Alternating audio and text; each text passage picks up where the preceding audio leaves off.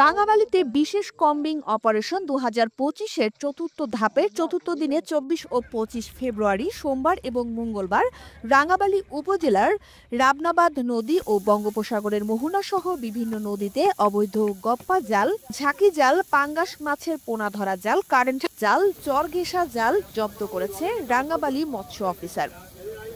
পটুয়াখালীর রাঙামাটি মৎস্য কর্মকর্তার কার্যালয়ের ইলিশ সম্পদ উন্নয়ন ও প্রকল্প ব্যবস্থাপনা মোহাম্মদ নজরুল ইসলাম সহকারী প্রকল্প পরিচালকের নেতৃত্বে মৎস্য সম্পদ ধ্বংসকারী বেহুন্দি জাল ও অন্যান্য ক্ষতিকর জাল অপসারণে বিশেষ কম্বিং অপারেশন ২০২৫-এর চতুর্থ ধাপের চতুর্থ দিনের অভিযান পরিচালনা করে অবৈধ গাপ্পা জাল, ঝাঁকি জাল, পাঙ্গাস মাছের পোনা ধরা জাল, কারেন্ট জাল, চরঘেরা জাল জব্দ করা হয়।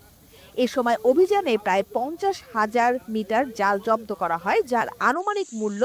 ১৫ লক্ষ টাকা। এছাড়া ২৬ ফেব্রুয়ারি রাবনাবাদ নদী, আগুনমুখা নদী ও বঙ্গোপসাগরের মোহনায় অন্যান্য ক্ষতিকর জাল অপসারণে বিশেষ কম্বিং অপারেশন ২০২৫-এর চতুর্থ ধাপের অভিযানে পাঙ্গাস মাছের পোনা ধরার চাই, কারেন্ট জাল, চরঘেঁষা জাল জব্দ করে জনসম্মুখে পুড়িয়ে ধ্বংস করা হয়। এ সময় জব্দকৃত জাটকা ইলিশ ও পাঙ্গাসের পোনা মাছগুলো এতিমখানায় বিনামূল্যে বিতরণ করা হয়।